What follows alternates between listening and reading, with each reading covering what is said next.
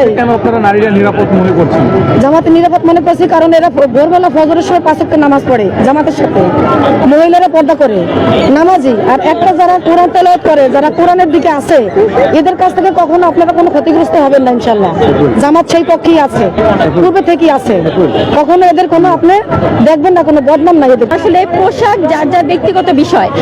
বাংলাদেশ জামাত ইসলামী একটি রাজনৈতিক এবং আদর্শিক দল, তারা পোশাকের মতো একটি বিষয় নিয়ে কখনোই হস্তক্ষেপ করার মতো কোনো পদক্ষেপ নেওয়া তাদের পক্ষে সম্ভব নয় বা তারা করবে না। কারণ তারা রাজনৈতিক যে ভীষণ নিয়ে, ইনসাফের যে রাষ্ট্র কায়েমের ভীষণ নিয়ে তারা রাজনীতি করছে। এখানে পোশাক খুবই নগণ্য একটি বিষয়, বরং এটি প্রোপাগান্ডা সৃষ্টি করে রাজনীতিক যে জামাতের যে এই আমরা যেটা দেখছি যে গণজাগরণ, এটাকে দমিয়ে রাখার জন্য এই যে সিলি বিষয়গুলোকে রাজনৈতিক যে আলোচনা, সেখানে বা আগামীতে রাজনৈতিকভাবে তারা কি পদক্ষেপ নেবে সেগুলো না এনে পোশাকের মতো খুবই সামান্য একটি বিষয়কে তারা এখানে হাইলাইট করছে। নারীদের অধিক বিপুল পরিমাণ ভোট পাবে জামাতে, কারণ আমরা নারীরা ঘরে ছিলাম এতদিন, ঘর থেকে বের হয়েছি। কারণ এই খুন খারাপি, মারামারি, ছিনতাই, হাজারি, চাঁদাবাজি এগুলো দেখে আমরা ঘর থেকে বের হয়ে গেছি, যেহেতু আমাদের সন্তানরা এই রাস্তায় কিন্তু খুন হচ্ছে।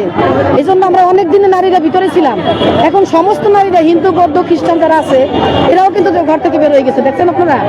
কারণ যারা মনে করেন খ্রিস্টান একটা মহিলাকে আপনাকে দেখলাম, সে দাড়িপাল্লা নিয়ে ঝুলতেছে আর বক্তব্য দিচ্ছে দাড়িপাল্লা। চিন্তা করছেন, এটা আল্লাহর ইচ্ছা, আল্লাহ ছাড়া এগুলি কিছু করার নাই। ইসলাম সবসময় নারী ছিল, কখনই এমন হয়নি যে রাজনীতিতে নারীরা ছিল না, এটি একটি ভুল কথা। জামাত ইসলাম প্রতিষ্ঠাকালীন পক্ষ থেকে সবসময় আমাদের নারী শাখা বা নারীদের যে আলাদা উইংস, এটা সবসময় ছিল। প্রতিষ্ঠাকালীন সময় থেকে এই পর্যন্ত নারীরা সবসময় রাজনীতিতে সক্রিয় ভূমিকা পালন করেছে। বাংলাদেশ জামাত ইসলাম সমগ্র বাংলাদেশকে রিপ্রেজেন্ট করে, সেখানে আমাদের অন্যান্য নারী নেতৃত্বের উপরে আপনারা দেখেছেন যে ন্যাক্কারজনক হামলা হয়েছে। তারা নির্বাচনের কাজ করতে গিয়ে বা গণসংযোগ করতে গিয়ে তাদেরকে হামলা শিকার হতে হয়েছে, এটি আমরা তীব্র নিন্দা জানাচ্ছি।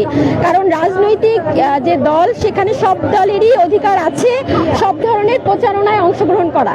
সেখানে অন্য দলের নারীরা কিন্তু নির্বিঘ্নে অংশগ্রহণ করছে, কিন্তু জামাত ইসলামের নারীদেরকে ক্রমাগত নির্যাতনের শিকার হতে হয়েছে, এটি আমরা তীব্রভাবে নিন্দা জানাচ্ছি। সব ধরনের নির্যাতনের, সব ধরনের সাইবার বুলিং থেকে শুরু করে শারীরিক এবং মানসিক সব ধরনের নির্যাতনের আমরা তীব্র নিন্দা জানাচ্ছি।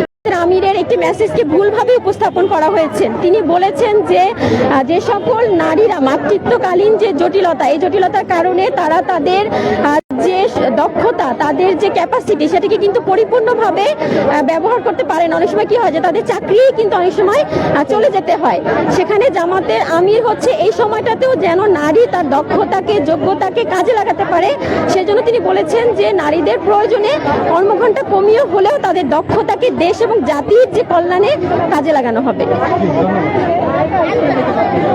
একা বাসায় আসবে, এটাই আমাদের শক্তি, এটা ছাড়া তো আমাদের কোনো শক্তি নাই। আমরা কালকে বের হব, নির্যাতনের শিকার হব, মানুষের গাঁজা খাবে, মদ খাবে, প্রতারণা করবে, এগুলি তো আমরা মেনে নেব না। কারণ আজকে একজনে গাঁজা খায়, কালকে একজনকে খুন করবে, কালকে খুন করে রাস্তায় রক্তাক্ত করবে, কোনো বিচার নাই এদেশে। জামাত ক্ষমতা আসলে অবশ্যই বিচার হবে ইনশাল্লাহ। আমরা সবাই নিরাপদে থাকতে চাই, এই জন্য আমরা দোয়া করি জামাত ক্ষমতা আসুক।